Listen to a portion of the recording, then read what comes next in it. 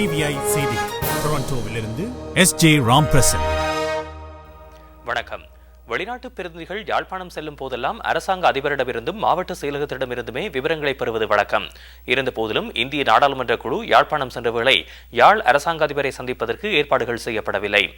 இந்திய நாடாளுமன்ற குழு வடமாகாண ஆளுநர் மேஜர் ஜெனரல் சந்திரஸ்ரீயிடமிருந்த விவரங்களை பெற்றுக் கொண்டது. இந்திய பிரதமர் மன்மோகன் சிங் கண்டம் விட்டு கண்டம் பாய்ந்து தாக்கும் அக்னி 5 ஏவுகணை வெற்றிகரமாக விண்ணில் செலுத்திய விஞ்ஞானிகளுக்கு தமது வாழ்த்துக்களை தெரிவித்திருக்கின்றார். நாட்டின் பெருமைக்கு அரும்பாடுபட்ட பாதுகாப்பு மற்றும் ஆராய்ச்சித்துறை விஞ்ஞானிகள் மற்றும் தொழில்நுட்ப வல்லுநர்களின் பணியை பாராட்டுவதாக பிரதமர் தெரிவித்தார். ஈராக் தலைநகர் பாக்தாத் உட்பட நாட்டின் வேறு பல நகரங்களிலும் தொடர்ச்சியாக குண்டுவெடிப்புகள் இடம்பெற்றிருக்கின்றன. குறைந்தது 36 பேர் உயிரிழந்தனர். மேலும் 100க்கும் மேற்பட்டவர்கள் காயமடைந்தார்கள் என போலீசார் தெரிவித்தனர். பாக்தாத், பகுபா, கிர்குக், சமாரா, டேப்ஸ், டஜி ஆகிய நகரங்களில் தாக்குதல்கள் இடம்பெற்றன.